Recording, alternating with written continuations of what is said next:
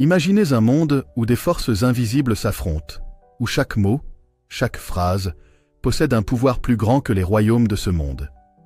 Ce monde, pourtant si proche de nous, échappe souvent à nos yeux, mais pas à nos cœurs. Oui, je parle de la bataille spirituelle, une guerre qui fait rage depuis la nuit des temps entre la lumière et les ténèbres. Et dans cette lutte éternelle, il existe des armes redoutables, des versets, des paroles inscrites dans les Écritures, capables de faire trembler les royaumes obscurs. Mais quels sont ces versets? Pourquoi ces paroles dérangent-elles autant les forces des ténèbres? Quels secrets spirituels y sont enfermés? Aujourd'hui, nous allons plonger ensemble dans un voyage mystérieux et fascinant, au cœur de la puissance biblique, pour révéler ces vérités que les ténèbres préfèrent garder cachées. Préparez-vous à explorer des récits mystérieux, des combats invisibles et des révélations qui pourraient bien changer votre perspective sur le monde spirituel. Avant de commencer, je vous invite à vous abonner à cette chaîne et à aimer cette vidéo. Pourquoi? Parce qu'ensemble, nous allons dévoiler des mystères spirituels qui édifieront votre âme et vous armeront pour les batailles invisibles de la vie. C'est grâce à votre soutien que nous pouvons continuer à explorer ces vérités profondes. Accrochez-vous, car ce voyage ne fait que commencer. La nuit était sombre, mais pas plus que le voile qui s'étend sur le monde spirituel. Bien avant que les hommes ne foulent la terre, une guerre silencieuse se préparait dans des royaumes invisibles. Une rébellion, menée par un ange autrefois resplendissant, Lucifer, marqua le début d'une lutte millénaire entre le bien et le mal. Mais au milieu de cette guerre, des paroles furent gravées. Ces paroles, incarnées dans la Bible, allèrent devenir des armes redoutées par les forces des ténèbres. Lucifer, autrefois porteur de lumière et chef des chœurs angéliques, tomba par orgueil. Isaïe 14, 12, 15 raconte cette déchéance. « Comment es-tu tombé du ciel, astre brillant, fils de l'aurore ?» En revendiquant une place égale à celle de Dieu, Lucifer fut expulsé des cieux, entraînant avec lui un tiers des anges qui s'étaient alliés à sa cause. Cette chute marqua l'avènement d'un royaume ténébreux, une structure spirituelle organisée, dédiée à l'opposition constante de la volonté divine. Pourtant, dans cette bataille, Dieu dota son peuple d'outils puissants, des paroles gravées de sa propre autorité. Depuis les premiers chapitres de la Genèse, il est clair que la parole a un pouvoir créateur et destructeur. Dieu créa le monde par sa parole, que la lumière soit. Genèse 1, 3. Si les paroles divines peuvent créer la vie, elles ont aussi le pouvoir de repousser les ténèbres. C'est ici que les forces des ténèbres commencent à trembler. L'épisode du Jardin d'Éden illustre le premier affrontement direct. Satan, déguisé en serpent, manipule la parole divine pour tromper Ève. Dieu a-t-il vraiment dit? Genèse 3, 1. Cette question sournoise marque une stratégie fondamentale des ténèbres. Détourner et corrompre la parole divine. Cependant, Dieu prophétisa la défaite de Satan par la descendance de la femme. Il t'écrasera la tête et tu lui blesseras le talon. Genèse 3, 15. Ce verset, connu comme le proto-évangile, est la première déclaration prophétique qui ébranla les ténèbres. Si certaines paroles bibliques sont des sources de consolation pour les croyants, d'autres sont des déclarations de guerre pour les puissances ténébreuses. Prenons l'exemple du psaume 91, un passage largement considéré comme une déclaration de protection divine. Celui qui demeure sous l'abri du Très-Haut repose à l'ombre du Tout-Puissant. Psaume 91, 1. Ce verset proclame une protection surnaturelle qui entoure ceux qui se confient en Dieu. Les forces des ténèbres redoutent cette réalité, car elle leur rappelle leur incapacité à atteindre ceux qui sont sous la couverture divine. Un autre exemple puissant se trouve dans Éphésiens 6, 10, 18, où Paul décrit l'armure de Dieu. Ce passage invite les croyants à se revêter de la vérité, de la justice, de la foi et de la parole de Dieu comme une épée pour combattre les forces spirituelles de méchanceté. Face à ces paroles, les forces ténébreuses ne restent pas passives. Elles cherchent à semer le doute, la confusion et la peur. Le désert, où Jésus fut tenté par Satan, Matthieu 4, est un exemple frappant de cette stratégie. Satan utilisa la parole de Dieu de manière manipulatrice pour tenter Jésus. Cependant, chaque tentation fut repoussée par une réponse ferme de Jésus, ancrée dans l'Écriture. Il est écrit « L'homme ne vivra pas de pain seulement, mais de toute parole qui sort de la bouche de Dieu. » Matthieu 4, 4. Ce dialogue souligne l'importance de connaître et de proclamer la parole avec autorité. Les ténèbres tremblent devant ceux qui comprennent la puissance des versets bibliques. Jean 1, 1, 5 révèle une vérité mystérieuse et profonde. Au commencement était la parole, et la parole était avec Dieu, et la parole était Dieu. En Jésus-Christ, la parole divine prit chair, apportant la pleine révélation de la puissance de Dieu. Lorsqu'il expulsait les démons, apaisait les tempêtes ou proclamait le pardon des péchés, les forces des ténèbres reculaient. La présence même de Jésus était une menace pour leur royaume. Les paroles prononcées par Jésus, comme « Arrière de moi, Satan » Matthieu 16, 23, ou « Tout pouvoir m'a été donné dans le ciel et sur la terre » Matthieu 28, 18, étaient des déclarations d'autorité qui ébranlèrent les ténèbres. Soumettez-vous donc à Dieu, résistez au diable, et il fuira loin de vous. Jacques 4, 7. Ce verset est une déclaration d'autorité et de stratégie. Les forces des ténèbres redoutent la soumission à Dieu, car elles placent le croyant sous la couverture divine, hors de leur portée. Résister au diable n'est pas un acte passif, mais une posture active qui affirme que l'ennemi n'a aucun droit sur la vie de celui qui est en Christ. Dans de nombreux témoignages de combats spirituels, les paroles de ce verset ont été proclamées pour repousser des oppressions démoniaques. Par exemple, une femme victime de cauchemars récurrents a partagé comment, en proclamant Jacques 4-7 chaque soir, elle retrouva la paix. Ce verset rappelle à Satan qu'il est vaincu et sans pouvoir face à une vie soumise à Dieu. Aucun malheur ne t'arrivera, aucun fléau n'approchera de ta tente. Psaume 91, 10. Le psaume 91 tout entier est une déclaration de protection surnaturelle, mais ce verset en particulier proclame l'immunité spirituelle contre les attaques de l'ennemi. Il est souvent utilisé dans des situations de danger imminent, qu'il s'agisse d'attaques physiques ou spirituelles. Une histoire poignante est celle d'un missionnaire qui, alors qu'il était cerné par des membres hostiles d'une tribu, commença à lire le psaume 91 à haute voix. Les assaillants, qui semblaient prêts à attaquer, reculèrent soudain, affirmant avoir vu une armée de lumière autour de lui. Ce récit illustre la manière dont les paroles de ce verset invoquent la protection divine. Il a été blessé pour nos péchés, brisé pour nos iniquités. Le châtiment qui nous donne la paix est tombé sur lui, et c'est par ses meurtrissures que nous sommes guéris. Isaïe 53, 5. Ce verset prophétique sur le sacrifice de Jésus-Christ est une déclaration puissante contre les maladies physiques et spirituelles. Les forces des ténèbres redoutent cette vérité, car elle rappelle que la souffrance du croyant a été clouée à la croix. Isaïe 53, 5 est particulièrement utilisé dans des prières de délivrance et de guérison. Un pasteur racontait comment, lors d'une session de prière, une femme souffrant d'une oppression démoniaque chronique retrouva une liberté totale lorsque ce verset fut proclamé avec foi. Les cris qui émanèrent de l'esprit tourmenté étaient la preuve d'une puissance déclenchée par cette vérité biblique. Voici, je vous ai donné le pouvoir de marcher sur les serpents et les scorpions, et sur toute la puissance de l'ennemi, et rien ne pourra vous nuire. Luc 10, 19. Ce verset confère une autorité directe aux disciples de Christ sur toutes les forces du mal. Les serpents et les scorpions symbolisent ici les esprits démoniaques et leurs activités destructrices. Les forces des ténèbres redoutent cette déclaration, car elle rappelle leur défaite totale et leur soumission à l'autorité divine. Dans un témoignage marquant, un jeune homme persécuté par des manifestations occultes dans sa maison utilisa Luc 10, 19 pour proclamer la souveraineté de Christ sur sa vie et son environnement. Les bruits inexplicables et les objets se déplaçant seuls cessèrent immédiatement. Le pouvoir de l'épée de l'esprit, car la parole de Dieu est vivante et efficace, plus tranchante qu'une épée quelconque à deux tranchants. Hébreux 4, 12.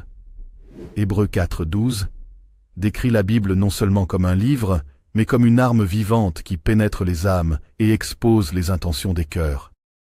Les forces des ténèbres craignent la proclamation de la parole de Dieu, car elle agit comme une épée spirituelle qui démantèle leur stratégie. Un exorciste partageait comment, dans une séance de délivrance, un esprit démoniaque fut contraint de confesser sa faiblesse face à la parole proclamée. Lorsque Hébreux 4,12 fut cité, le démon hurla avant de quitter la personne tourmentée. Le sang de l'agneau est la parole de leur témoignage. Apocalypse 12:11. Dans Apocalypse 12:11, il est écrit « Ils l'ont vaincu à cause du sang de l'agneau et à cause de la parole de leur témoignage ». Ce verset combine deux puissantes armes spirituelles, le sacrifice de Jésus sur la croix et le témoignage proclamé avec foi par les croyants. Dans les combats spirituels, ce verset est souvent utilisé pour annuler les accusations et les oppressions des forces des ténèbres. Une femme accusée à tort dans son lieu de travail a vu la justice triompher lorsqu'elle commença à proclamer ce verset quotidiennement. Le sang de Jésus est une vérité que les ténèbres ne peuvent contester. La proclamation est une pratique puissante, consistant à déclarer à haute voix les vérités de la Bible. Les forces des ténèbres, bien qu'invisibles, réagissent aux paroles spirituelles. Voici comment utiliser cette stratégie. Choisir des versets clés. Identifier les passages pertinents pour chaque situation. Par exemple, dans des moments de peur, proclamer Psaume 23, 4. « Quand je marche dans la vallée de l'ombre de la mort, je ne crains aucun mal. » Y croire avec foi. Les paroles prononcées sans foi restent des sons vides. Une foi active donne vie à la parole et libère son pouvoir. Répétez constamment. Dans un témoignage poignant, un homme tourmenté par des cauchemars a vu un changement radical lorsqu'il a proclamé Matthieu 11:28. « Venez à moi, vous tous qui êtes fatigués et chargés, tous les soirs avant de dormir. » Le jeûne et la prière. Un catalyseur spirituel. Le jeûne et la prière renforcent l'impact des versets bibliques proclamés. En se privant volontairement de nourriture ou de distraction, le croyant concentre son esprit sur Dieu et invite une puissance surnaturelle dans ses combats. Un élan spirituel renforcé. Dans Marc 9:29, Jésus explique que certains esprits démoniaques ne peuvent être vaincus que par la prière et le jeûne. C'est une stratégie cruciale dans les combats intenses. Associer des versets spécifiques. Pendant un jeûne, répétez des passages comme 2 Chroniques 7:14. « Si mon peuple sur qui est invoqué mon nom s'humilie, prie et cherche ma face. » Un exemple frappant. Une femme présenta un témoignage bouleversant sur la libération de son fils de l'addiction. Pendant 21 jours, elle jeûna et pria tout en proclamant Ésaïe 49:25. « Je lutterai contre tes oppresseurs et je sauverai tes enfants. » Les psaumes, riches en prières et déclarations, ont été historiquement utilisés comme armes dans les batailles spirituelles. Voici comment les incorporer. Le psaume 91. Une protection divine. Réciter ce psaume quotidiennement peut élever une barrière spirituelle contre les attaques invisibles. Une famille vivant dans une région en proie à des violences a raconté que leur maison avait été épargnée alors qu'ils proclamaient le psaume 91 tous les soirs. Le psaume 23. Le repos en Dieu. Lors des moments de grande anxiété, ce psaume rappelle la direction et la protection de Dieu. À plusieurs reprises, des chrétiens en situation de guerre ont trouvé du réconfort et un refuge surnaturel en le proclamant. Le psaume 35. Plaider sa cause. Ce psaume est utilisé pour demander justice divine contre les oppresseurs. Les croyants l'emploient souvent dans des moments de persécution ou d'injustice. Lorsque des croyants se rassemblent pour proclamer la parole, l'impact spirituel est amplifié. Voici des stratégies pour une application collective. Réunion de prière. Organiser des sessions de prière axées sur des versets spécifiques. Les églises témoignent souvent de délivrance et de guérison lors de telles rencontres. Chants inspirés de la parole. Mettre en musique les versets permet de les graver dans les cœurs. Les chants basés sur des passages comme Psaume 27:1, « L'Éternel est ma lumière et mon salut », apportent souvent du courage aux croyants. Ministère prophétique. Des équipes prophétiques dans certaines églises utilisent des versets pour délivrer des paroles de vie et d'espoir. Ces proclamations peuvent briser des chaînes spirituelles. La méditation sur les Écritures transforme la pensée et fortifie l'esprit. C'est une stratégie personnelle essentielle pour renforcer la foi. Apprendre par cœur. Mémoriser des versets clés permet de les proclamer dans n'importe quelle situation. Par exemple, Philippiens 4, 13, « Je puis tout par celui qui me fortifie » offre une force immédiate face aux difficultés. Visualisation spirituelle. En méditant sur des passages comme Ésaïe 54, 17, « Toute arme forgée contre toi sera sans effet », les croyants peuvent imaginer la défaite de leurs ennemis spirituels. Journaux spirituels. Noter les réflexions personnelles sur des versets et les réponses à la prière peut encourager une croissance spirituelle continue. L'impact des versets bibliques proclamés avec foi se reflète souvent dans la vie personnelle des croyants. Les miracles personnels, qu'ils soient physiques, émotionnels ou spirituels, sont parmi les fruits les plus directs de cette pratique. Guérison physique. Un témoignage poignant vient d'un homme diagnostiqué avec une maladie incurable qui proclamait quotidiennement Ésaïe 53, 5. C'est par ces meurtrissures que nous sommes guéris. Après des mois de prières et de proclamations, il a vu une rémission totale que les médecins ne pouvaient expliquer. Libération émotionnelle. Beaucoup de croyants témoignent avoir été libérés de la peur, de l'anxiété et des traumatismes en méditant et proclamant des versets comme Psaume 34, 5. « J'ai cherché l'Éternel, et il m'a répondu. » Ces paroles restaurent la paix intérieure et ancrent une sécurité en Dieu. Réconciliation familiale. Certains versets favorisent la réconciliation et l'harmonie dans les relations. 1 Corinthiens 13, souvent proclamé lors de situations de conflit, rappelle les fondements de l'amour divin, réunissant les familles divisées. Au-delà des individus, la proclamation des Écritures peut transformer entièrement des communautés. La restauration des villes. De nombreuses églises locales témoignent de transformations dans leur environnement immédiat lorsque des groupes de prière proclament des versets de bénédiction sur leur ville. Jérémie 29, 7. Rechercher la paix de la ville et intercéder pour elle est un exemple de verset utilisé pour inspirer la prière pour les autorités locales et les habitants. Des réveils spirituels. Dans des contextes de sécheresse spirituelle, proclamer des passages comme 2 Chroniques 7, 14, « Si mon peuple sur qui est invoqué mon nom s'humilie » a souvent précédé des mouvements de réveil amenant des milliers de personnes à la foi en Christ. La réduction des conflits. Des régions marquées par la violence ont rapporté une baisse significative des tensions lorsque des croyants ont proclamé des versets comme Matthieu 5, 9, « Heureux ceux qui procurent la paix », tout en s'engageant dans des actions de réconciliation.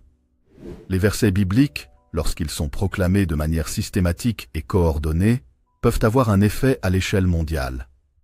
Des nations tournées vers Dieu. L'histoire raconte comment des nations entières ont été touchées par le réveil spirituel. Par exemple, lors du réveil gallois de 1904, les Écritures étaient proclamées jour et nuit. Les bars ont fermé, les tribunaux sont devenus silencieux, et des multitudes ont cherché Dieu. L'influence sur les gouvernements, proclamer des passages comme Proverbes 21, 1. Le cœur du roi est un courant d'eau dans la main de l'Éternel, a inspiré des prières pour les dirigeants mondiaux, influençant leurs décisions vers des actions plus justes et pacifiques. Les initiatives globales de prière, des mouvements comme la Journée mondiale de la prière, où des millions de croyants proclament les Écritures simultanément, démontrent la puissance de l'unité dans la foi. La proclamation collective des Écritures rassemble les croyants autour d'une vision commune et crée une unité spirituelle puissante. Dans Actes 2, 1, nous voyons que les disciples étaient tous ensemble dans le même lieu lorsque l'Esprit Saint s'est manifesté. De manière similaire, les églises qui se réunissent pour proclamer la parole expérimentent une communion profonde. Les confessions communes de foi. Lorsque les croyants proclament des passages comme Philippiens 2, 11, « Toute langue confesse que Jésus-Christ est Seigneur », cela renforce leur foi collective et établit une culture de dévotion. Les unités interconfessionnelles, dans les communautés divisées par des différences doctrinales, proclamer des versets sur l'amour fraternel, à l'image de Jean 13, 34, 35, favorise la réconciliation et l'unité. Les rassemblements de prière. Des événements mondiaux comme la Journée mondiale de la prière montrent que lorsque les croyants se rassemblent pour proclamer la parole, l'impact spirituel transcende les frontières et les différences culturelles. La proclamation des Écritures active souvent les dons spirituels chez les croyants. Lorsque les croyants déclarent la parole avec foi, le Saint-Esprit agit pour révéler et manifester ses dons, à l'image de 1 Corinthiens 12, 7, 11. Prophétie et paroles de connaissance. Beaucoup témoignent qu'en proclamant des passages prophétiques comme Joël 2, 28, « Je répandrai mon esprit sur toute chair », ils reçoivent des visions ou des paroles inspirées qui édifient l'Église. Guérison et miracles. La proclamation de versets sur la guérison, à l'image de Jacques 5, 15, dans des contextes communautaires, a souvent été accompagnée de récits de rétablissement physique spectaculaires. Foi surnaturelle. Proclamer des passages comme Marc 11, 23, « Si quelqu'un dit à cette montagne, inspire une confiance audacieuse chez les croyants, les poussant à entreprendre des actions inspirées par Dieu. » L'un des plus grands effets de la proclamation des Écritures est son rôle dans la mission mondiale de l'Église. Les croyants sont appelés à être des ambassadeurs de Christ, 2 Corinthiens 5, 20, et proclamer la parole est une stratégie essentielle pour atteindre les nations. La diffusion de la bonne nouvelle. Dans des contextes hostiles, proclamer des passages comme Romains 10, 13, 15. Comment croiront-ils en celui dont ils n'ont pas entendu parler? Motive les églises à investir dans l'évangélisation et les missions. Des régions transformées, des nations entières ont été impactées par la parole proclamée. Par exemple, des régions d'Afrique ont connu des réveils spirituels massifs, résultant en des transformations culturelles et sociales profondes. Un témoignage durable. Lorsque les croyants proclament des versets sur la justice et la vérité, à l'image de Michée 6, 8, ils influencent même les structures sociétales, inspirant des réformes sociales basées sur les principes bibliques. Nous sommes arrivés au terme de ce voyage fascinant à travers les versets bibliques qui portent une puissance unique et transformatrice. Merci d'avoir pris le temps de plonger avec nous dans cette exploration spirituelle, riche en révélations et en inspiration. Votre présence et votre attention tout au long de cette vidéo témoignent de votre désir d'en savoir plus sur le pouvoir de la parole de Dieu dans notre vie quotidienne. Nous espérons que ces enseignements vous ont non seulement édifié, mais aussi équipé pour affronter les défis spirituels avec une foi renouvelée. N'oubliez pas que la parole proclamée avec foi n'est pas seulement un refuge, mais une arme puissante pour repousser les ténèbres. Si cette vidéo vous a touché, inspiré ou simplement encouragé, n'hésitez pas à aimer, commenter et partager avec vos proches. Vos interactions aident à faire grandir cette communauté de foi, et c'est ensemble que nous pouvons continuer à proclamer la puissance de la parole de Dieu dans le monde entier. Enfin, si vous souhaitez rester connecté à nos futurs contenus, pensez à vous abonner à la chaîne et à activer la cloche pour ne manquer aucune de nos prochaines vidéos.